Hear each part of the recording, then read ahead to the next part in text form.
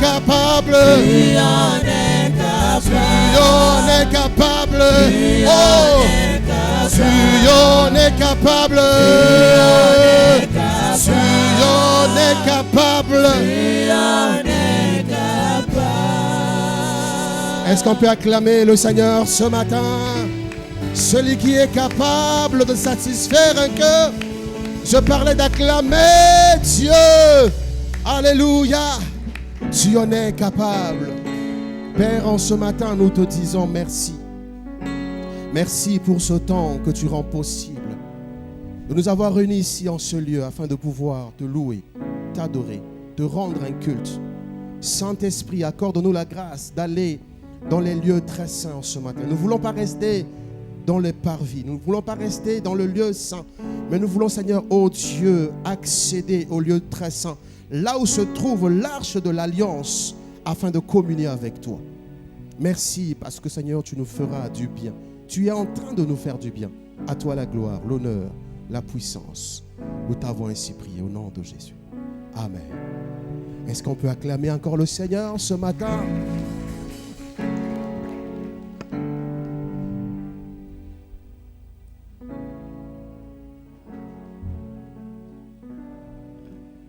Rebonjour à tout le monde. Bonjour. Bonjour. Ça va, vous allez bien? Nous bénissons le Seigneur ce matin pour la grâce qu'il nous accorde de pouvoir l'adorer, de pouvoir lui rendre un culte ce matin, d'être ici en ce lieu, malgré le climat qui n'est pas forcément favorable. On serait peut-être confortable sous nos couvertures, n'est-ce pas? Avec un peu de chaleur, mais on s'est levé, on s'est fait violence, on a pris la peine de venir ici dans la fraîcheur. C'est une grâce. Amen. Alléluia. Alors ma prière est que tu ne puisses pas être ce matin un spectateur. Je le disais tout à l'heure, quand nous sommes venus rendre un culte à Dieu, c'est nous tous qui rendons le culte à Dieu de manière collective. Et que Dieu nous accorde la grâce ce matin de pouvoir lui rendre un culte agréable. Nous lui rendons grâce, action de grâce pour le souffle de vie qu'il nous accorde. Ce matin, j'aimerais que nous puissions nous entretenir sur un thème qui s'intitule « L'expression de ma louange ». L'expression de ma louange. Amen. Nous sommes dans le livre de Actes des Apôtres, le chapitre 16, et nous sommes donc au verset 20 jusqu'au verset 26. Alors, c'est un tout petit peu, c'est juste 6 versets, ce n'est pas beaucoup. Je suis dans la version Luce 2 1910, c'est la Bible bleue, BDS. Alors, je lis la parole de Dieu.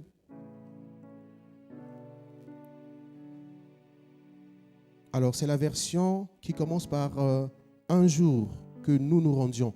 C'est la version BDS. Tu en es capable, Seigneur.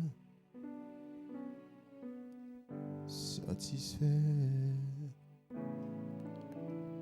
Un cœur qui te cherche. Un cœur qui te cherche. Alors si vous ne trouvez pas, ce n'est pas grave. On va aller avec cette version. Nous allons lire ensemble. La Bible dit, oui, affichez votre version. On va lire la version que vous avez affichée multimédia. Ils se présentèrent au prêteur en disant, ces hommes troublent notre ville. Verset suivant. Ce sont des Juifs qui annoncent des coutumes qui ne nous est pas permis ni de recevoir ni de suivre à nous qui sommes Romains. La foule se souleva aussi contre eux et les prêteurs ayant fait arracher leurs vêtements ordonnèrent qu'on les bâtît de verges. Après qu'on les eut chargés de coups, ils les jetèrent en prison en recommandant aux geôliers de les garder sûrement. Le geôlier ayant reçu cet ordre, les jeta dans la prison intérieure et leur mit les sceptres aux pieds. Vers le milieu de la nuit, Paul et Silas priaient et chantaient les louanges de Dieu, et les prisonniers les entendaient. Verset 26. Tout à coup, il se fit un grand tremblement de terre, en sorte que les fondements de la prison furent ébranlés. Au même instant, toutes les portes s'ouvrirent et les liens de tous les prisonniers furent rompus. Amen. Parole du Seigneur. Nous parlons ce matin de l'expression de la louange. Et nous allons nous baser sur l'histoire que nous venons de lire, l'histoire de Paul et de Silas. D'ailleurs, si vous lisez un tout petit peu en haut, dans le verset 9, Paul, qui est un apôtre qui n'est pas à présenter, tout le monde connaît Paul, a reçu une vision d'un Macédonien qui est venu lui dire « Viens nous secourir, viens nous annoncer la parole de Dieu ». Alors, ils sont venus avec son équipe dans cette ville. Ils ont commencé à annoncer la parole de Dieu. Et un de ces jours, une femme qui était possédée par un esprit méchant, la Bible dit, c'est un esprit de divination, commençait à suivre Paul et Silas, leur équipe, et à crier à haute voix, « Ceux-ci sont des hommes de Dieu. Ils sont venus vous annoncer la parole. Ils sont venus vous annoncer le chemin du salut. » Vous imaginez, vous marchez sur la route en train d'aller servir le Seigneur et quelqu'un derrière vous en train de crier à haute voix devant tout le monde. Voilà des hommes de Dieu qui sont là. Ils sont venus vous annoncer le salut, la repentance. Cette femme, avec un esprit de divination, c'est un tout petit peu, si vous voulez, bibliquement, si on veut comparer avec la Bible, c'est comme le prophétique, comme la parole de connaissance. Et c'était une esclave. Cette esclave criait derrière Paul beaucoup de jours. Et la Bible dit que Paul, exaspéré, fatigué par ce genre d'harcèlement, s'est levé un jour et a dit « Esprit méchant, libère ce corps au nom de Jésus ».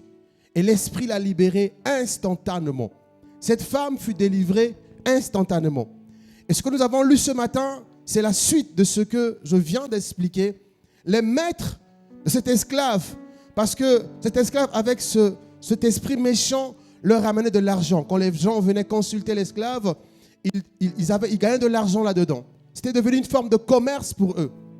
Ils se sont levés, ils ont commencé à accuser Paul et Silas en disant, ces gens amènent ici dans notre ville des pratiques qui ne sont ni autorisées à pratiquer, que nous ne pratiquons pas. Ils amènent le désordre ici. Mais rappelez-vous, au début, je l'ai dit, ils sont venus dans cette ville parce que Dieu leur a parlé. Parce qu'ils ont reçu une vision. La Bible dit clairement que Paul a reçu une vision. Donc, ils étaient là par obéissance à Dieu. Ils étaient venus par obéissance à Dieu. Et après l'accusation, je paraphrase, ils ont été sévèrement punis. La Bible dit que on a arraché leurs vêtements. Vous imaginez des grands-papas, des hommes avec la barbe, avec des vêtements arrachés, déchirés par une foule. Ils ont été frappés avec des bâtons. Quelle humiliation! Ils ont été jetés en prison. Et non seulement dans la prison, d'autres commentateurs disent qu'ils ont été jetés dans la prison des prisons. C'est une sorte d'isolation. C'est-à-dire que dans la prison, il y a des endroits où tu es là. Et dans cette prison, ils avaient les pieds attachés. Pourquoi? Parce qu'ils ont obéi au Seigneur. Parce qu'ils ont obéi à la voix du Saint-Esprit. Parce que Paul a reçu une vision de Dieu lui disant « Va annoncer l'évangile ». Après, la question qui se pose, c'est que est-ce que la vision était fausse? Paul s'est-il trompé dans la vision? Je ne pense pas. Paul n'est pas un enfant bien-aimé spirituel, un bébé dans les choses de l'esprit. C'est un homme qui a fait ses preuves dans les choses de l'esprit. Nous pouvons donc dire que à cause de leur obéissance, ils sont partis en prison. Parce qu'ils ont obéi à Dieu, ils sont partis en prison. Alors cela nous pousse à une petite question ce matin. Si j'étais Paul, si on me mettait à la place de Paul, j'allais dire, Seigneur, est-ce ça le fruit de l'obéissance? Est-ce ça le résultat que nous que nous cueillons après t'avoir obéi, Seigneur. Être frappé, être humilié, voir ses vêtements être déchirés, jetés en prison. Seigneur, c'est ça. Est-ce ça le résultat? Où se trouve dans ce texte qui dit qu'ils sont beaux les pieds, qu'ils sont beaux sur les montagnes les pieds de celui qui apporte la bonne nouvelle? Où est la beauté dans le fait d'être frappé? Pourquoi, Seigneur? Mais en même temps, j'aimerais nous dire, Église d'aujourd'hui, de 2026, c'est dans ces conditions, bien-aimés, que l'Évangile nous est parvenu aujourd'hui. Les premiers chrétiens, bien-aimés, ce n'était pas facile pour eux. D'autres ont payé de leur vie. D'autres ont été tués de manière brutale. D'autres ont été cloués à la croix. Vous imaginez quelqu'un cloué à la croix comme Christ, mais la tête en bas et les pieds en haut à cause de l'évangile, parce qu'ils ont obéi à la voix de Dieu. Ils n'étaient pas dans cette logique, Seigneur, donne-moi, bénis-moi. Non. Ils avaient pour but que l'évangile puisse aller de l'avant. Ils ont payé le prix avec leur sang. L'histoire raconte que, je pense que vous avez vu le film des gladiateurs, il y a de ceux-là qui étaient venus dans une stade. On les met dans une stade et on lâchait des lions qui venaient les tuer. Et les gens criaient, ouais, à cause de l'évangile. Tout ça pour nous dire que l'obéissance à Dieu, bien-aimé, a un prix. Lorsque Dieu nous demande de lui obéir, bien-aimé, il y a un prix derrière.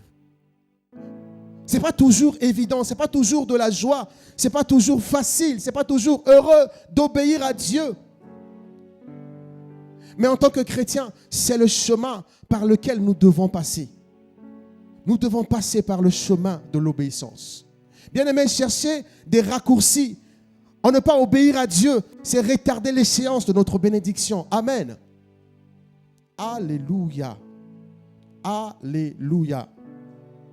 Chercher des raccourcis, ne pas obéir à Dieu, c'est juste nous rendre la tâche difficile inutilement. Pendant que nous sommes à l'aube de l'année 2026, peut-être que tu as prié, peut-être que tu as jeûné, peut-être que tu as veillé. Dieu t'a peut-être parlé.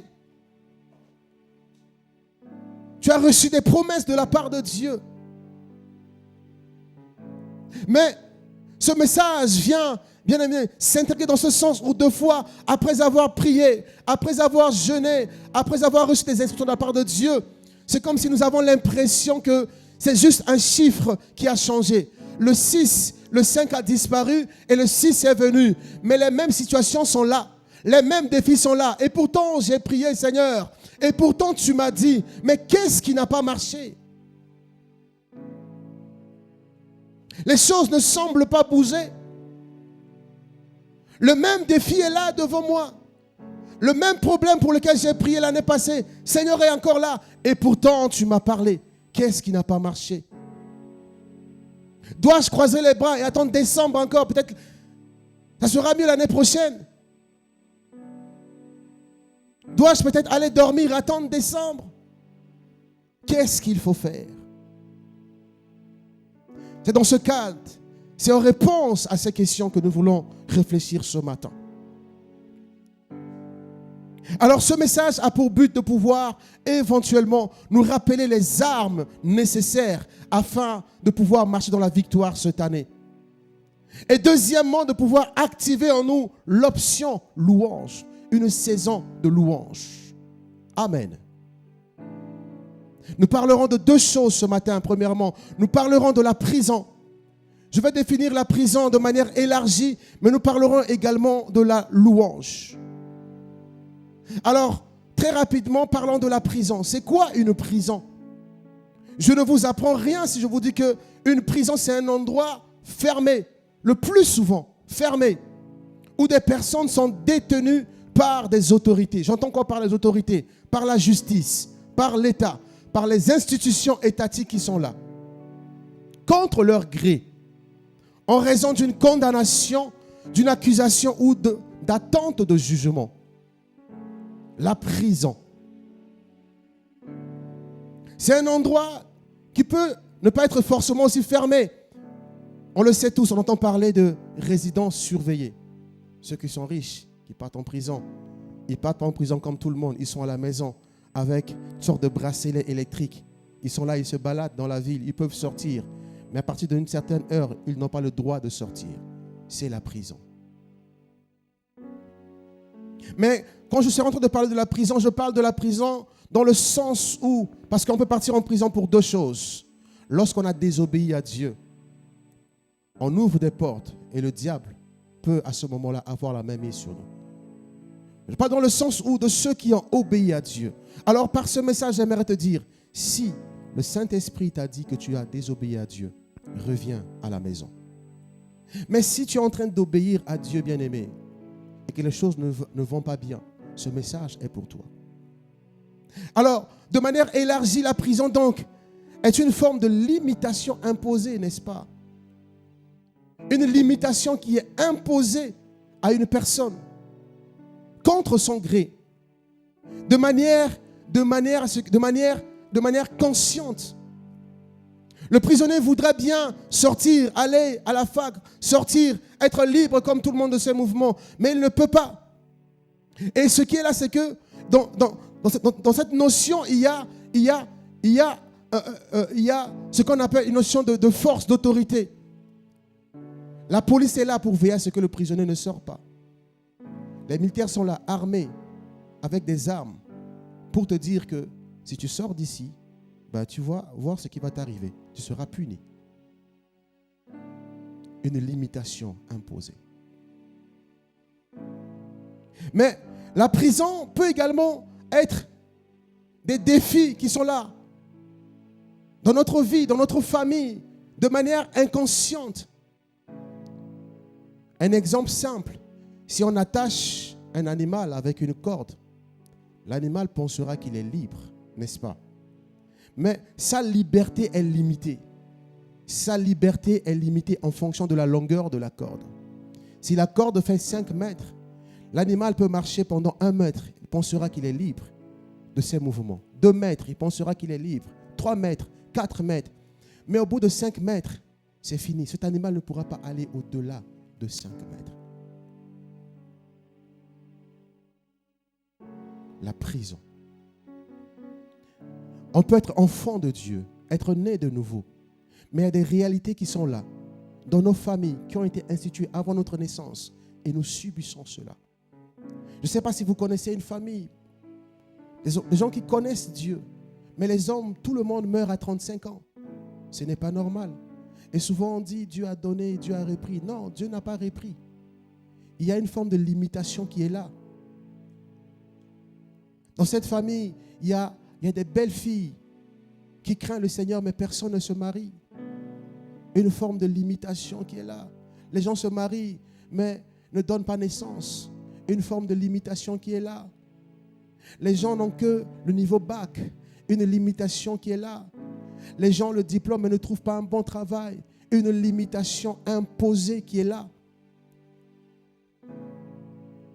Pendant que je suis en train de parler, je prie que le Seigneur puisse t'ouvrir les yeux à voir, toi qui obéis à Dieu, toi qui marches dans l'obéissance, quelles sont les limitations imposées de manière involontaire. Alléluia. Alléluia. Est-ce qu'on est ensemble ce matin? Est-ce qu'on est là ce matin? On peut balancer les mains si on est là ce matin. Est-ce qu'on est béni ce matin? Alléluia.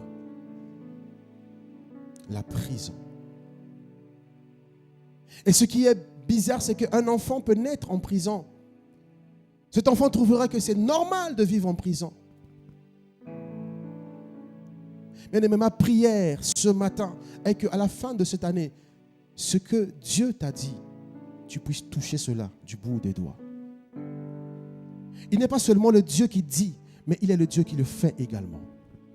S'il y a une saison pour que Dieu puisse nous parler, pour que Dieu puisse nous dire, voilà, je vais t'amener à tel endroit, il y a aussi une saison pour vivre cela. Il y a aussi une saison pour toucher cela.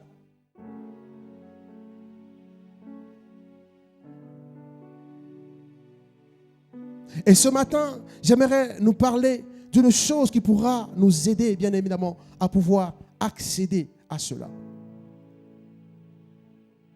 Quelle est la prison dans laquelle tu te trouves? Quelle est cette limitation? Toi qui obéis à Dieu, il y a deux conditions, deux paramètres. Si tu n'es pas dans l'obéissance, bien-aimé, ce message ce matin t'interpelle à obéir à Dieu. Mais toi qui crains Dieu, oh, je parle à un Paul, je suis en train de parler à un Silas qui se trouve en prison ce matin. Quelle est cette prison? Après avoir obéi, quelles sont les limitations que le Saint-Esprit t'a ouvert les yeux pour que tu puisses voir cela? Ne baisse pas les bras. Tout le monde se compromet. Toi, tu marches dans l'obéissance, mais tu es limité. Non, ne baisse pas les bras. Continue. Mais non seulement continue, j'aimerais te dire ce matin, commence. Tu as assez prié. Tu as assez jeûné. Commence à louer Dieu. Active l'option louange. Active l'option louange. Mais quand on parle de louange, c'est quoi la louange? La question qui se pose, c'est que quelle est la place de la louange dans cette prison, dans nos limitations, dans les soucis, dans les défis?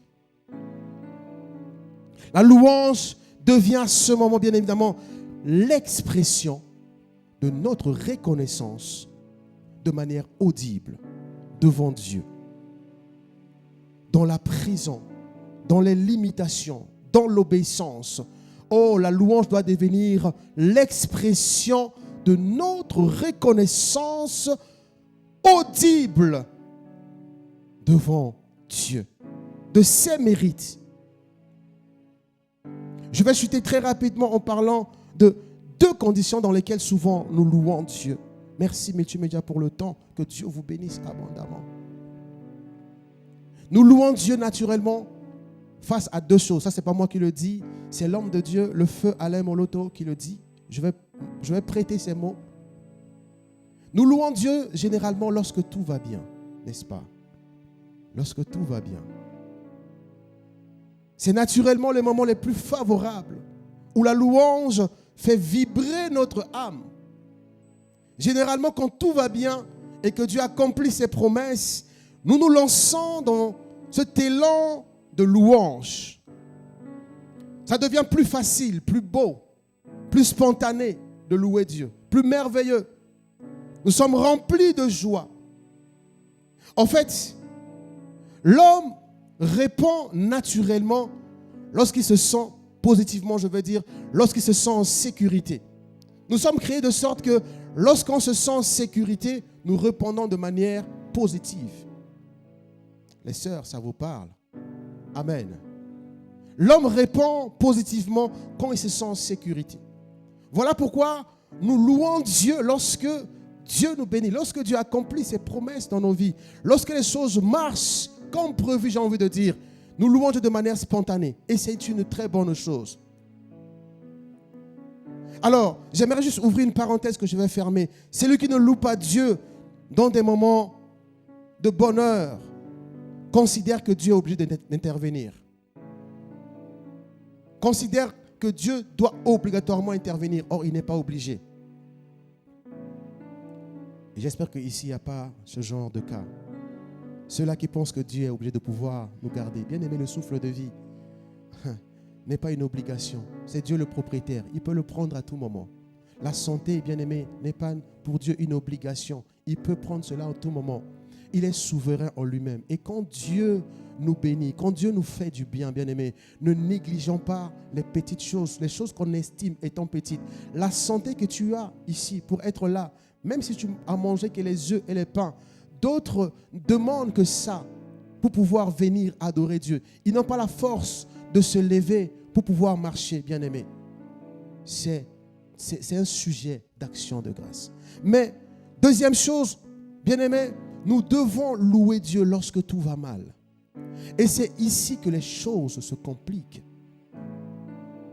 C'est ici que nombreux parmi nous, d'ailleurs, ceux qui avaient les mains levées pour dire Alléluia, Alléluia, commencent à baisser les mains. Parce que les événements ont changé, les choses ont changé. Les choses ne se passent pas comme nous on veut. Dieu n'est pas dans notre logique à nous. Il nous a dit qu'il fera telle chose et nous avons pensé qu'il fera comme ça. Il n'est pas dans notre logique. Les événements ne se tournent pas comme nous on le souhaite. Les choses deviennent un peu compliquées pour nous. Mais c'est dans ce contexte que j'aimerais encourager notre foi ce matin. Lorsque les choses deviennent corsées. Bien-aimé, Dieu a le droit de parler. Il a le droit de faire également comme il veut. Alors, je le dis autrement. C'est que lorsque Dieu dit « Je te bénirai », tu peux avoir un seul pantalon. Tu peux avoir, d'ailleurs le pantalon même, il est troué. Les gens t'appellent le frère qui a la chemise bleue là. C'est devenu même ton surnom. Dieu a vu ça lorsqu'il parlait. Il était conscient de cette chose quand il parlait. Lorsque Dieu te disait « Je vais te guérir », il est conscient que les médecins ont dit « Dans 3 mois, c'est fini pour toi ». Non, il n'était pas ignorant de cela. Il était conscient de la chose, de cette situation. Il l'a vu et il a parlé. Et s'il a parlé, bien-aimé, laisse-lui le temps de pouvoir faire ce que lui, il veut, comme il le veut. Moi, mon rôle en tant qu'enfant de Dieu, c'est de pouvoir rester, demeurer dans sa présence. Demeurer dans sa présence, dans l'attitude de reconnaissance. Oh bien-aimé, vous savez, des fois nous retardons notre exaucement lorsque nous commençons à murmurer. Lorsque nous commençons à dire, Seigneur, si tu n'es pas capable de me bénir, il ne fallait pas parler. Le peuple d'Israël a fait plus de temps dans le désert lorsqu'ils ont commencé à murmurer. Ils avaient la manne. Ils ont vu la mer rouge s'ouvrir devant eux. Ils ont pris ça comme... Ils ont pris la main de Dieu comme une chose normale. Le fait que tu sois en vie aujourd'hui, bien-aimé, c'est anormal. Si tu savais comment est-ce que les sorciers ne voulaient plus de toi, bien-aimé, mais aujourd'hui tu es ici en ce lieu, c'est quelque chose, c'est un sujet d'action de grâce devant le Seigneur. Ne prends pas les petites victoires de Dieu comme étant, que Dieu te donne, comme étant un acquis. Ne nous abutions pas à la main de Dieu. Alléluia. Alléluia. 2 exemples très rapidement pour terminer, pour chuter. De comment nous devons demeurer dans l'expression de la louange lorsque tout va mal. Lorsque tout ne semble pas se dérouler comme nous on veut. Premier exemple, l'exemple de Josué. La Bible dit dans le livre de Josué 1, verset 8 ou bien 9, je crois, que ce livre de la loi ne s'éloigne point de ta bouche. 8, merci. Médite-le jour et nuit pour agir fidèlement selon tout ce qui est écrit. On va juste rester là. Que ce livre de la loi ne s'éloigne pas de ta bouche. Que ce livre de la loi ne s'éloigne pas de ta bouche. Vous savez, lorsque Dieu parlait à Josué en lui disant que ce livre demeure attaché à ta bouche, Dieu est conscient que Josué sera confronté à des grands combats demain. Dieu est conscient que Josué, c'est Josué qui sera à la tête lorsque le peuple devrait faire face aux murailles de Jéricho. Et lorsque on met en pratique les commandements de Dieu, nous avons en nous la capacité de pouvoir louer Dieu devant les défis.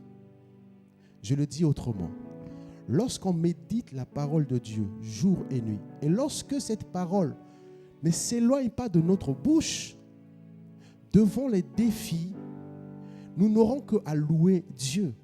Nous aurons que sa parole. La louange, c'est quoi? C'est vanter les mérites de Dieu. C'est pouvoir dire, Dieu, tu es grand. Malgré les murs, tu demeures grand. Bien-aimé, il n'y a que la personne qui médite la parole de Dieu qui peut louer Dieu lorsque les choses tournent mal. À ce moment, la louange devient l'arme de combat. Parce que celui qui loue Dieu avant d'avoir combattu a déjà gagné, avant d'avoir combattu. Amen. Pourquoi? Parce que la Bible dit que pourtant il est saint, mais il siège parmi les louanges d'Israël. Alléluia. Et lorsque je me mets à louer Dieu, bien-aimé, devant les défis, il y a deux choses qui se passent. Mes ennemis deviennent aigris. Parce que, pourquoi est-ce qu'on met des personnes en prison? C'est pour activer la culpabilité.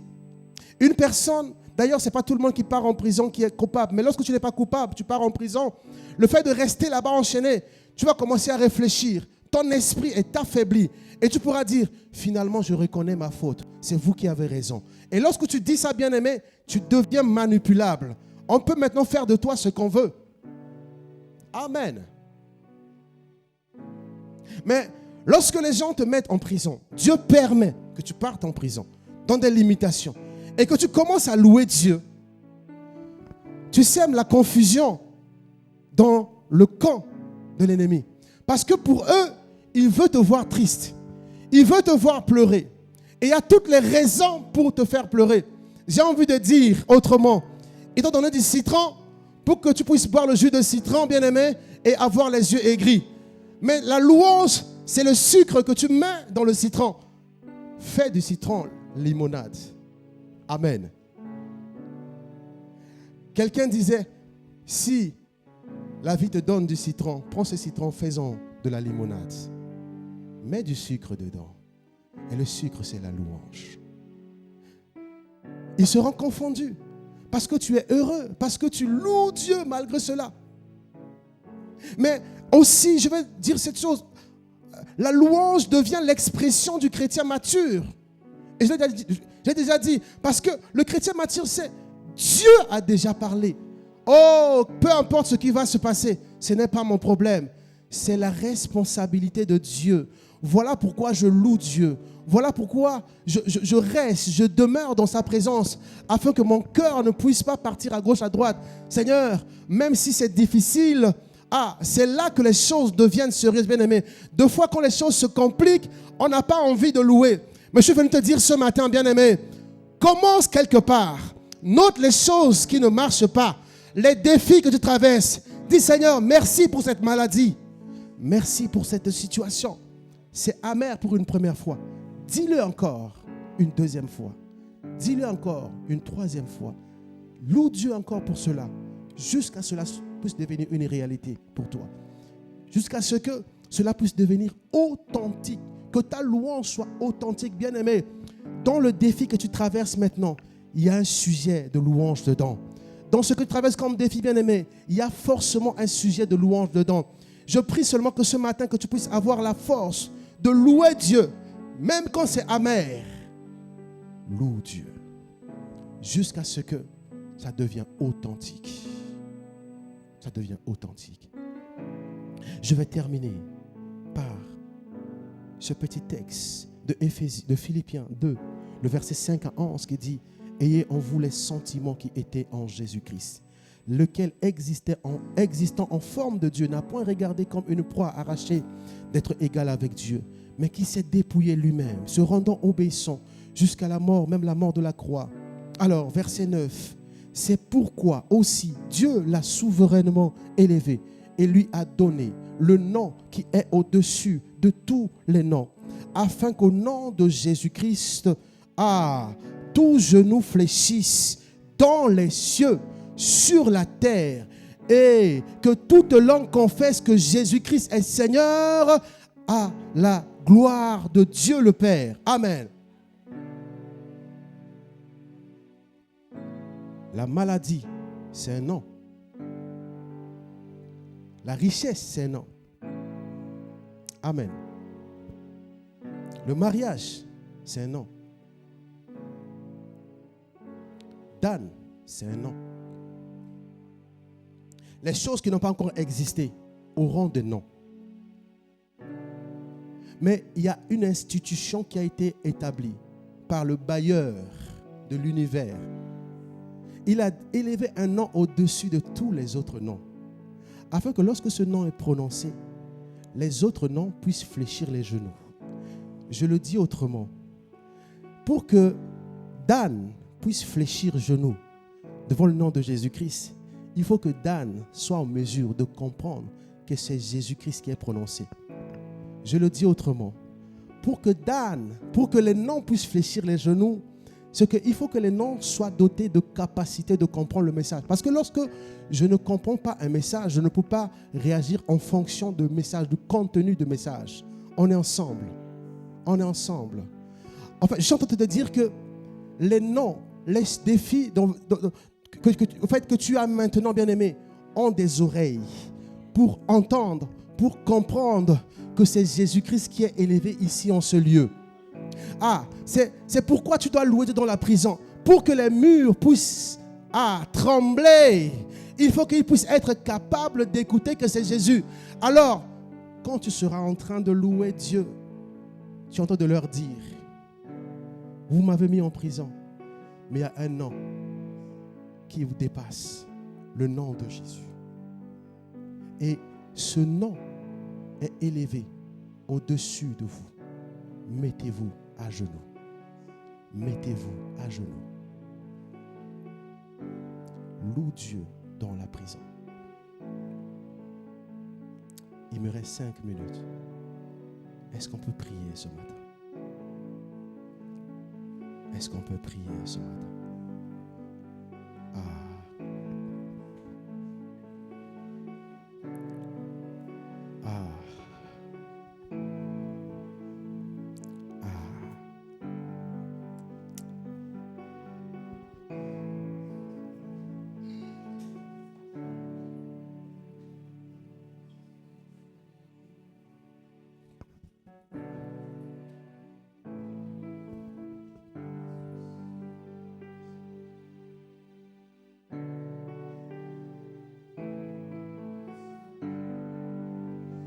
Je vois des langues de feu se déposer sur nous. Je vois des langues de feu se déposer sur moi. Je vois des capacités me t'accorder. Je vois des langues de feu se déposer sur moi. La capacité de louer Dieu malgré les défis. La capacité de t'adorer devant les montagnes. Le langage du mature. Est-ce que tu peux prier avec moi ce matin? Est-ce que tu peux faire monter devant le trône de la grâce une expression de louange? C'est peut-être amer la première fois, mais je prie ce matin que le Saint-Esprit te donne de le dire encore et encore jusqu'à être authentique dans la louange ce matin.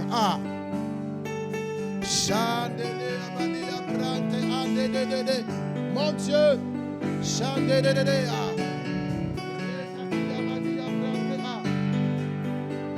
Je vois des langues de feu se déposer sur moi. Seigneur, accorde-nous cette capacité. Accorde-nous cette capacité, oh Dieu, de te louer lorsque tout va mal. Les gens peuvent faire des complots, nous mettre en prison. Ça peut arriver. Mais Père, si tu le permets, accorde-nous cette capacité de te louer de manière audible. De manière audible, comme Paul et Silas. La Bible dit qu'ils priaient et chantaient au point où les autres prisonniers les entendaient prier, crier, chanter. Oh Dieu!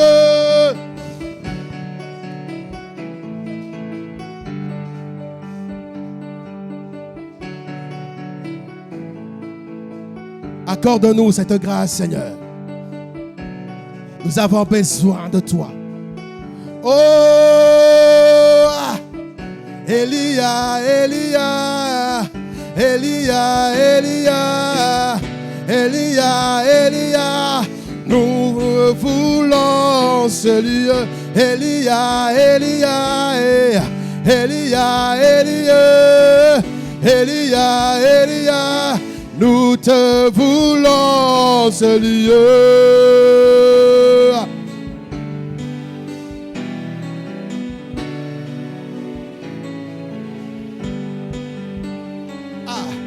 Nous te voulons ce lieu. Nous te voulons ce lieu. Oh, nous te louons. Adonai descend. Adonai descend. Adonai descend. Adonai descend. Capacitons-nous, Seigneur, dans l'adversité. Capacitons-nous, Seigneur, dans les défis, devant les défis. Donne-nous, Seigneur, d'exprimer notre louange devant toi, oh mon Dieu, mon roi. Oh, donne-moi de te louer lorsque tout va mal, lorsque les choses ne se passent pas comme nous voulons, Seigneur. Que nous puissions avoir la force de te louer de manière audible. Merci, Seigneur.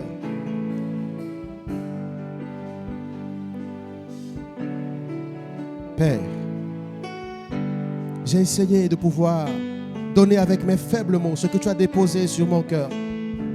Saint-Esprit de Dieu, merci parce que tu sauras achever. Tu sauras expliquer à quelqu'un encore mieux, aller en profondeur afin que nous puissions comprendre encore mieux. Père, je prie que ta parole puisse avoir de l'impact dans nos vies au nom de Jésus-Christ. Nous te bénissons pour ce temps de culte. Nous te bénissons pour ta présence, ô Dieu. Merci, merci Seigneur pour la saison de louange que tu actives dans nos vies. À toi la gloire, à toi l'honneur, la puissance et la considération. Alléluia. Oui, tu peux acclamer le Seigneur ce matin. Tu fais bien de l'acclamer. Alléluia.